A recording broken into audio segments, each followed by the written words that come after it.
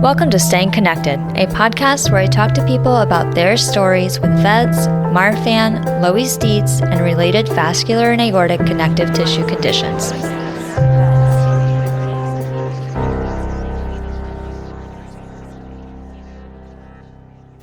This is your host, Katie, and before we get into the show, I want to remind you that the views, information, and opinions in this podcast are those of the individuals involved, and the information presented does not constitute medical or other professional advice or services. Any opinions that I express in this podcast are my own and not of my employer.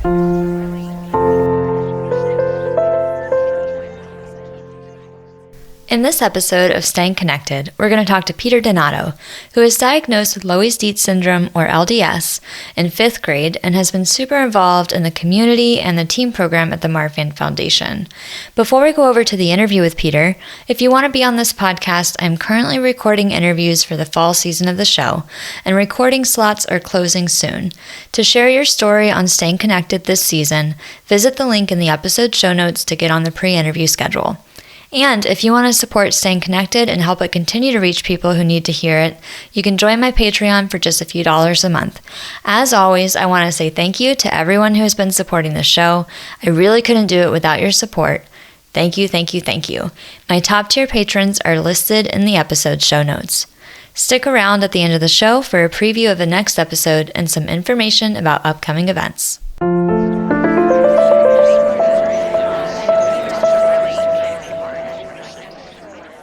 Hey, Peter, thank you so much for coming onto the podcast and sharing your story with Loeys-Dietz Syndrome, or LDS. I would love for you to introduce yourself to everybody who doesn't know you. Yeah, thank you for having me. My name is Peter Donato. I have Loeys-Dietz Syndrome.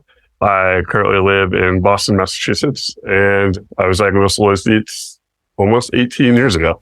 18 years ago. So Loeys-Dietz, I know, is it's somewhat newer of a diagnosis, especially from Marfan syndrome, and I think from VEDS too. You want to define Loeys-Dietz before we jump into how you were diagnosed with that?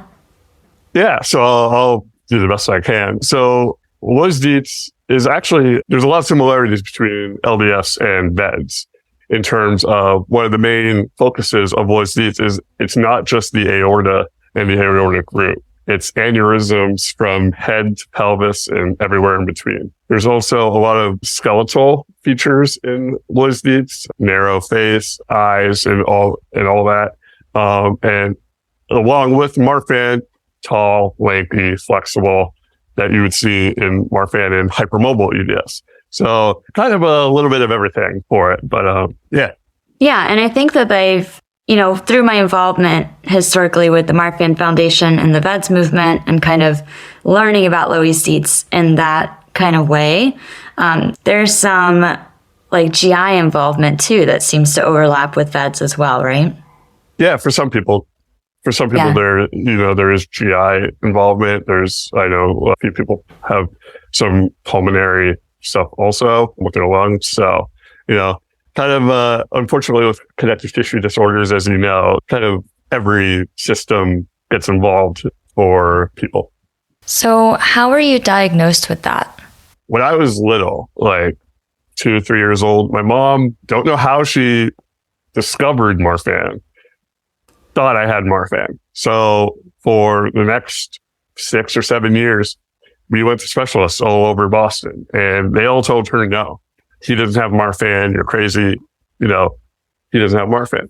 So in I want to say maybe 2004, 2005, the Marfan Connective Tissue Clinic at Boston Children's Hospital opened.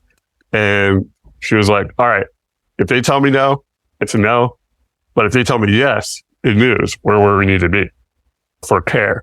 So went in, met with a geneticist, had a couple appointments going back and forth. And the day they were going to test me for Marfan, the geneticist is like, okay, there's a new condition, relatively new, it was somewhere within a year of being written. There's a new condition called Loeys-Dietz. And Peter fits this mold a little better than the Marfan mold. So we're going to test him first for Loeys-Dietz. And if this comes back negative, we'll test him for Marfan, and then we'll just run down the line. Because he has a connective tissue disorder. Now we play the game of what? So got tested for Loeys-Dietz that day. And because it was so new, my results also got sent to Johns Hopkins, where Dr. Hal Dietz also took a look at them, and he gave the signature of, yep, he's got Loeys-Dietz. So. And how old were you at this point? I was in 5th grade, so I was probably 10 or 11. Did you understand what was going on? Or like, how much did you know at this point? Not a whole lot. It was through that I realized that I hate needles and blood draws. But outside of that, I really didn't, know much.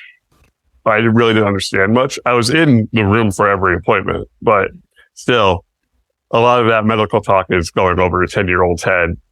Yeah. So.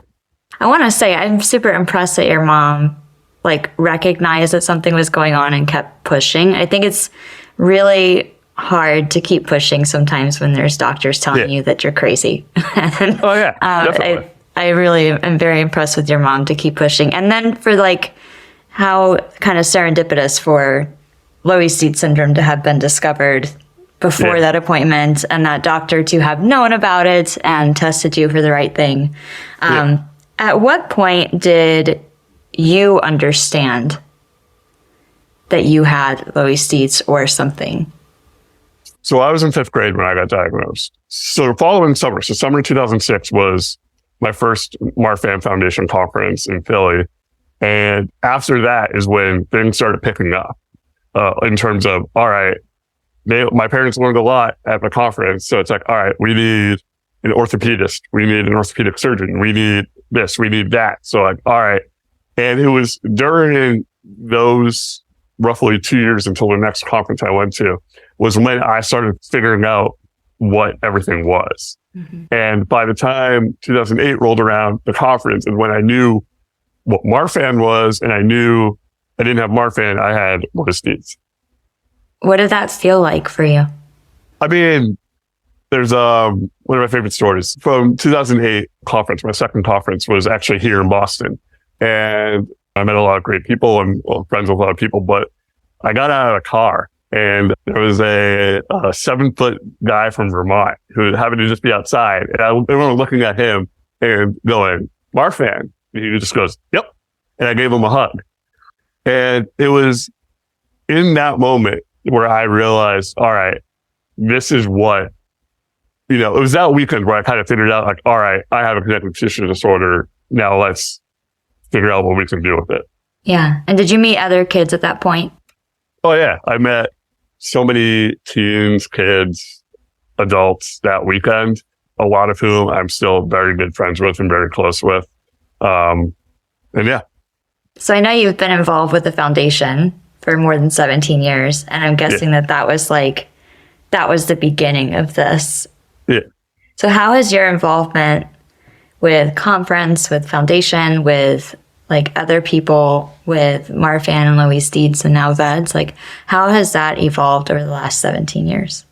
So we'll backtrack a little bit. Back to Philly, 2006 at conference.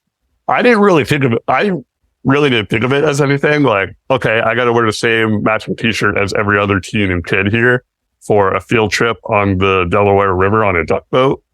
And I haven't seen my parents in 5 hours, but I never really put everything together of what it was. I made, some good friends there, people who I still talk with, but it never really clicked in Philly. And then obviously in Boston, is when I kind of figured it out. And from then on, it's grown. In 2010, I was on the Living Successfully panel at a conference. So I gave my story to the attendees in Houston. And I want to say that winter, I joined the inaugural team council as a team. So helping plan the team portion of conferences of the annual conferences. So I did that for 2 or 3 years, joined the young adult council, same idea, just with the young adults, did some stuff here in New England and Boston. And that's kind of gotten me on volunteer committees, volunteer councils. And now I run the team program. And I also sit on the board for the Loeys-Dietz Syndrome Foundation. So it's kind of So it's grown. It's definitely, if you had told me in 2006, hey, in 17 years, you're going to be running the teen program for this foundation, I probably would have looked at you like you had three heads. What has that experience been like for you? What has been your favorite part? It's a lot of fun. I run the teen council and teen program with one of my best friends, Dominga, who I met in Boston in 2008. So it's a lot of fun to be able to run that program with her, a program that we grew up in, and be able to watch these teens with VEDS, with Loeys-Dietz, with Marfan, with everything, be able to watch them have the same experience, make friends that we did so many years ago. So it's a lot of fun. It's definitely rewarding. And it's a good time.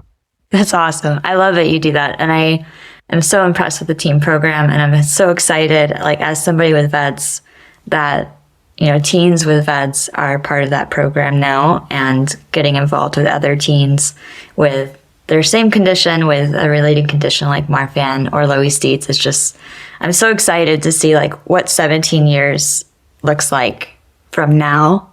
It's very exciting. And I'm so happy that you're like, I just hear such positive things about that team program. And I know that you have a huge part to play with that. So thank you for everything you do with that. Let's go back to your personal experience with Loeys-Dietz. So, your mom knew that there was obviously something.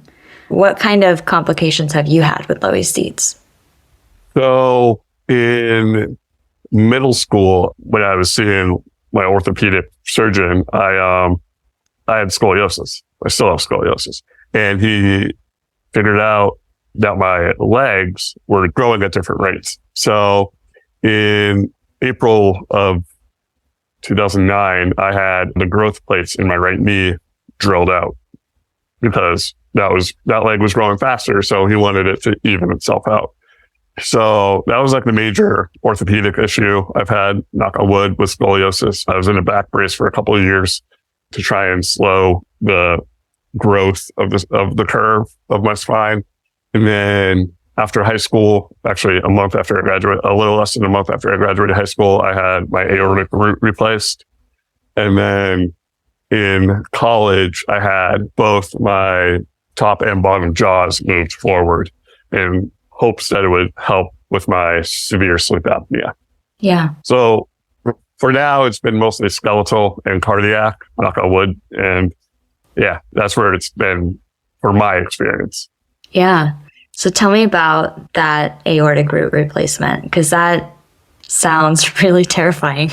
I know that's a really, really big deal. Yeah. So I went in for my routine cardiology appointment. I think it was after an MRI in February of 2013.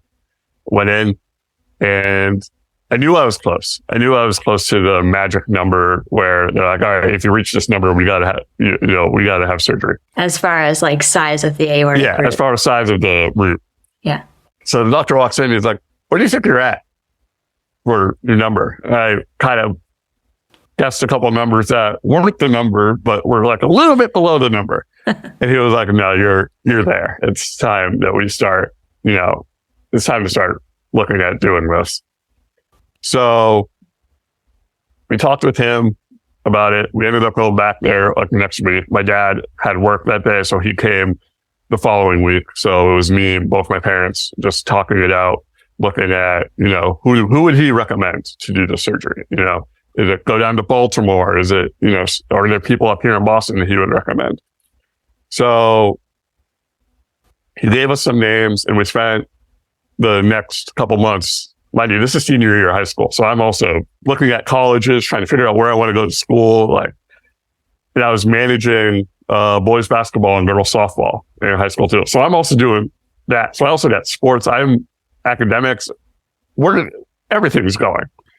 So over the course of the next couple months, I was talking with various cardiac surgeons around the city, trying to figure out, all right, if this happens, what's your game plan? If the valve can't be saved, what's your game plan for this? Just trying to figure out the best course of action. Also talking with other people who have had the surgery, other parents whose kids have had the surgery, other kids who have had the surgery, just trying to get different aspects, like what should we be asking these surgeons?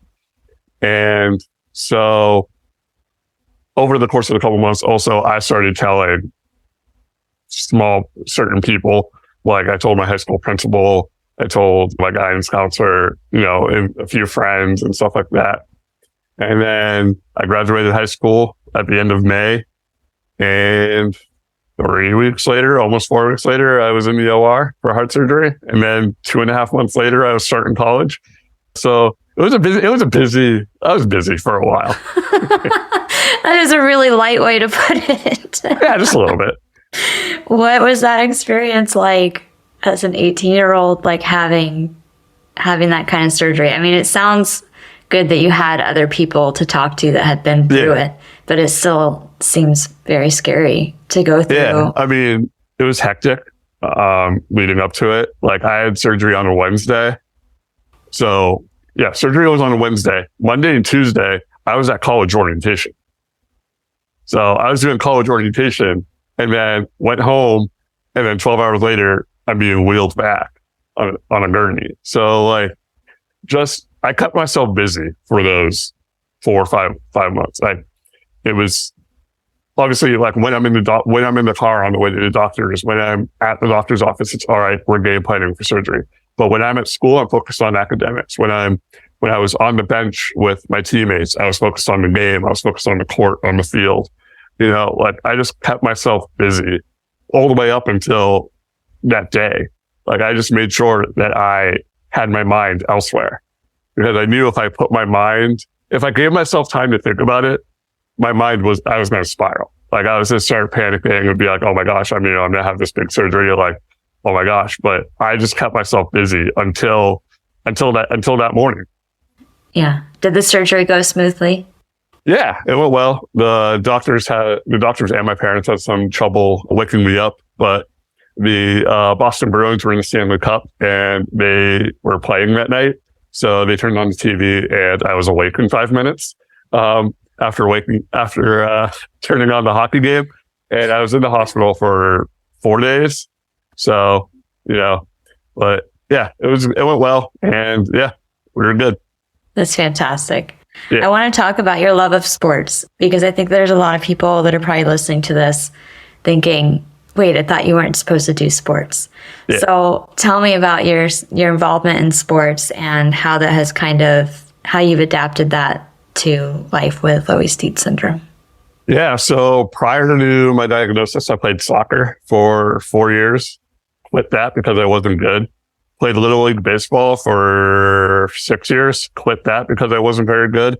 There's a theme here, by the way. And then I actually started playing basketball like the year after I got diagnosed. We had the okay from my doctor. Like, yeah, sure, go play basketball. It's your middle school basketball, go play it.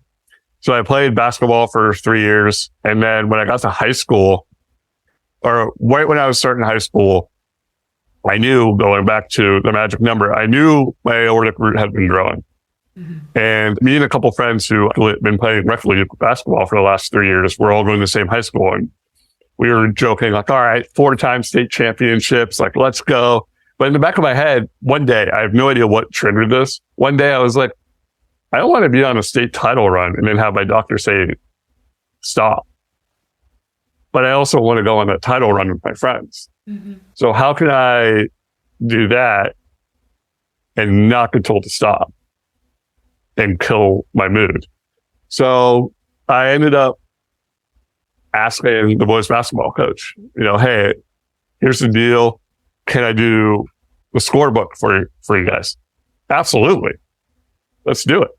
Have you ever done scorebook before? No. All right, well, I'll teach you.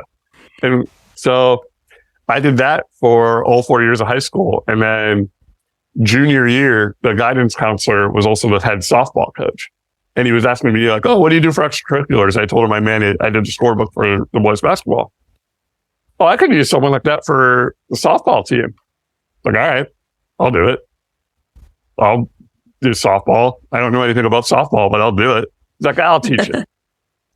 So did that. And actually, when I was looking at colleges, I was talking with the basketball coach and the softball coach, like, hey, you need a manager? Like, I can do it. And in the weird turn of events, I ended up managing the women's basketball team in college for 4 years. So I just found a way I love sports. I grew up watching sports. I love sports. They're everything. So I just found a way where I can still get that competitive itch out by sitting on the bench, screaming with my teammates, and traveling across New England to basketball games, and having a lot of fun doing it while also maintaining my health. That is such a creative solution to that problem. I really, really love that. I just so often we talk about sports and how we shouldn't be doing really, really competitive sports. And it's either you play or you don't play. But there is this other option that you found to be involved and still be a really critical part of the team without being on the field. And also, it's a matter of, I know my health. So also in college, I did a little bit, I played ultimate frisbee a little bit, but I had it set with the group that, hey, if I get tired, I'm subbing myself out. I'm not looking for approval here. I'm going to go sit down. Yeah. And senior year, I did a little bit of flag football, intramural flag football, and same rules applied. I told my roommate and I told my teams, I'll play, but I'm only doing a position where there's not a risk of me getting tackled, even though it is flag football. But also, if I sub myself out, I'm subbing myself out. There's not going to be a negotiation here. I'm going to sit down. And everyone was fine with it. So for me, it was also a matter of, I know my body. So I know what I can do. I know I can run down a field to catch a frisbee. I know I can do that. But also I know my limits. I know I can't play varsity college basketball, but I can be on the bench cheering and screaming with my teammates. And it sounds like you have really wonderful friends too that have been very supportive. How did you find friend making? Is it easy for you, or did you have any challenges with that? At the start, middle school, it's tough to make friends, no matter whether you have a condition or not. But getting to high school, I made a lot of good friends. In college also, I had a lot of good friends. Still have a lot of good friends from college and from high school. And, I always joke around with people. I have 7 different ways I tell people I have Loeys-Dietz. They range from the super medical, I'm talking to a cardiac surgeon about what Loeys-Dietz is, to someone who probably has a very limited knowledge of anything outside of heart condition. And I'm also not quiet about it. So all my friends know that I have a heart condition, that I've had heart surgery, I've had jaw surgery. So they all know. And and they're all aware that, hey, Peter falls over, 911 should be on the phone. Yeah. So they know, and they're all super supportive of me. They all, love that I volunteer for the foundation and do everything. So they're all super supportive, and I'm forever grateful for that. That's awesome. That's awesome. I think a lot of kids, and you can probably speak a lot more to this than I can because you are very involved with the teens. But I think there is this sense of how do I tell somebody? Do I tell somebody? Maybe this sense of for some kids and teens that know about their diagnosis, maybe they don't want to share, or they're afraid to, they're afraid of being judged or made fun of, all the things. What kind of advice do you give a kid or a teen that's going through that? So I don't walk around chanting, I have Loeys-Dietz. It's more of if they ask, I'm not going to lie to them sort of thing. And it's essentially that. Hey, I got going for an MRI next week. Oh my gosh, is everything okay? Yeah, it's a routine checkup. I don't have to get a routine MRI. Why do you have to get a routine MRI? All right, story time. It's stuff like that. It's usually how I tell people is, oh, why do your ribs stick out? All right, story time. I try to turn it into, even though it's not a joke, I try to turn it into something fun, fun and jokey. All right, story time. Here's the deal. Oh, that sounds super serious. Yeah, it is, but we're good. Don't worry. I'm still the same dude you've known for 20 years. Like, we're all good.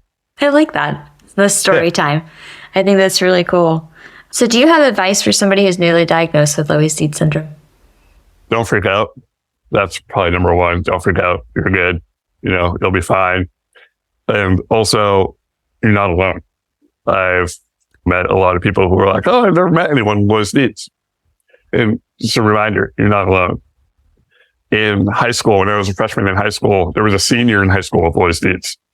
Mind you, I went to a high school of 300 kids. So Wow. 2 out of 300 having Loeys-Dietz. The odds are not that good. And she had never met anyone until we bumped into each other and just happened to be talking about medical stuff. And it was like, wait a minute. We're on the same boat here.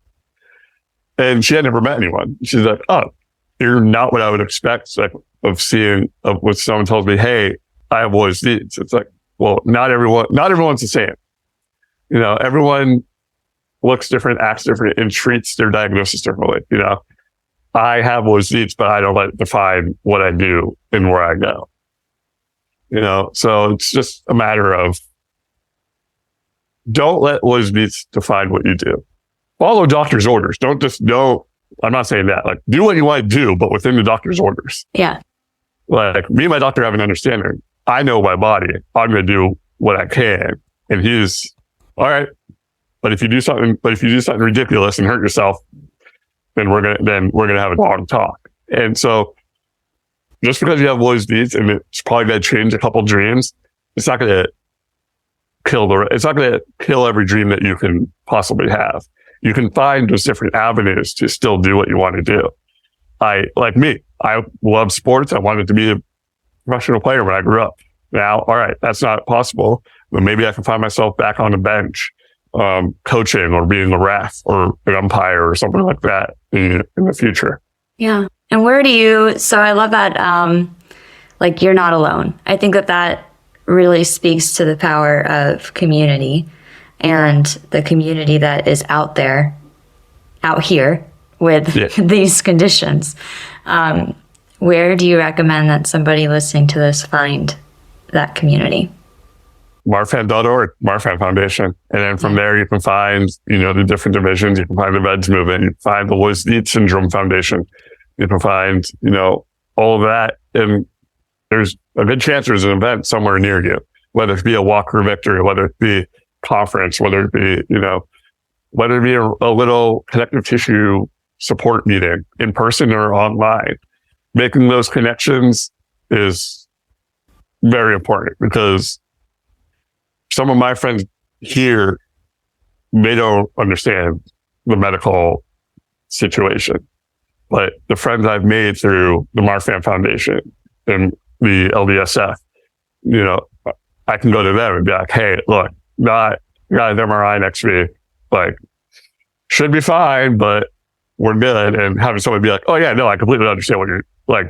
You should be fine. You're going in, you feel fine, but there's always that little part of your brain in the back of your head. It's like, all right, something's going to show up. And I call that scanxiety. Yeah, exactly. Scanxiety. Having that scanxiety and all right, having someone else who will understand, it's like, all right, we're good. And then someone after me like, we good? We're good. All right. Yeah. Great. That's wonderful. Yeah. If there was something that you wanted medical professionals to know about Loeys-Dietz, kind of based on your experience with Loeys-Dietz or your experience with the medical system with Loeys-Dietz, really anything goes here, what would that be? I'm not in the textbook. I'm not in the journal. I'm me. Loeys-Dietz is in the journal. Loeys-Dietz is in the textbook. But that's not me. Some of it might be, but not all of it. So that's why whenever a doctor asks me, hey, do you mind if these medical students come in and take a look at you? Yes, absolutely. We're going to have a Q&A with the medical students after, because I want them to see, oh, wait, we read about Loeys-Dietz and it sounds super sad and super miserable. So we were expecting a super miserable 20-something to be sitting on the table. But we walk in and you've sassed the doctor 3 times in 5 minutes. this isn't what we were expecting. So it's changing that image of what you think you're going to walk into to being like, okay, everyone's different. And some people aren't moping around with their diagnosis. Some people are taking it by the horns and running with it. Yeah. Yeah, I love that. And I think part of that is because those images that you see in like the older medical journals are really, really severe. And just like, I'm even thinking of this one, like it's a drawing, like it's an artist's rendition of Loeys-Dietz, arms wide, black bar across the eyes. Yes. Yeah. And it's like so not human looking. No. So there's a, you might actually have heard of this. There's a nonprofit, Positive Exposure, run by Rick Giudice, who started that nonprofit because when he looked up these medical conditions, they were all sad and depressing, essentially. But when he looked at the people who was actually in front of him, he's like, this doesn't match this. So that's kind of the motto I've always taken when meeting medical professionals and medical students is, that ain't me. And that's no one I know. No one I know is that. Everyone's happy. A lot of people are happy. A lot of people, are taking it by the horn. Marfan, VEDS, hypermobile EDS, like Loeys-Dietz, they're all taking it by the horns and making their life what they can. So I kind of take a page out of Rick's book at Positive Exposure as to how I approach medical professionals. Yeah, I love that. That's a great plug for Rick too. I think I'm going to put his website in the episode show notes, along, of course, with the Loeys-Dietz Syndrome Foundation and Marfan.org. But I remember having a great talk with Rick. I think it was on like a Facebook Live interview or something in 2020 during the pandemic. Yeah. And he's just such a positive person.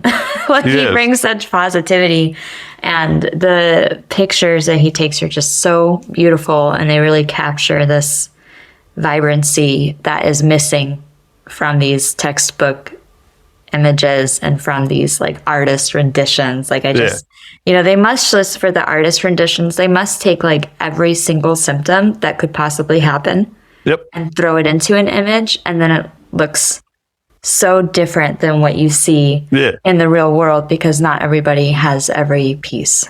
Yeah, exactly. The medical textbooks aren't the people you see running around at the annual conference. They're not the people you talk with on a daily basis. They're human.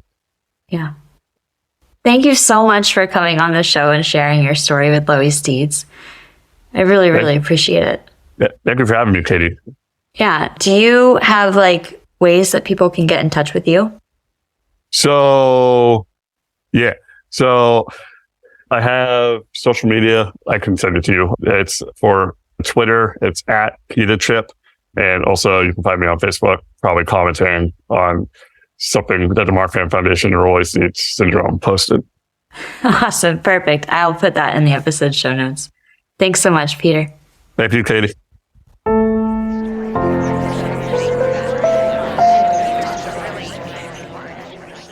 Thanks for listening to this episode of Staying Connected, featuring Peter Donato sharing his story with Loeys-Dietz. Coming up on September 23rd, the last episode of this season, we'll hear from Kristen St. John, whose daughter Marcy has vascular Ehlers-Danlos syndrome, or VEDS. They did tell me it was a genetic disorder, but they said that there was no need to do genetic testing at that time, because they said there was, with the hypermobile type, there was no marker for it, and there wasn't really much they could do for it anyway, just had to manage like the symptoms. And at that time, we didn't know what Ehlers-Danlos was. We didn't even know there was more than one type, so we were just taking her word for it. And we're like, okay. But that rheumatologist did say that we should go take her to hematology and get her tested too, because of her extensive bruising, just to make sure there wasn't anything going on there. So that led us to hematology, and then they did all of their testing and found out she has von Willebrand's as well. The hematology doctor, though, that we saw was a very good doctor. He's very thorough. And he was the one, he was just looking her over and looking at her history and saying, I think there's more here than like what meets the eye. I really think that you should get her tested, like genetic tested. Don't forget to subscribe to Staying Connected on your podcast player so you don't miss this or any other future episodes. And if you want to share your story on this show, I'll include a link to that in the episode show notes. There are a number of upcoming events you can also participate in. The Marfan Foundation and its divisions, the VEDS Movement and the Loeys-Dietz Syndrome Foundation, recently announced its programming for 2023 to 2024, which includes a number of walks that are starting in the fall. Walks that have been announced already are St. Louis on October 1st, Cleveland, Ohio on October 21st, Indianapolis on October 22nd, Nashville, Tennessee on November 4th, and of course Houston, Texas on March 2nd. That's it for today. If you like this show, I hope you will consider sharing it with your friends on social media to raise awareness of these conditions. You can also support the production of this podcast by joining my Patreon. Thanks so much, and I'll see you soon.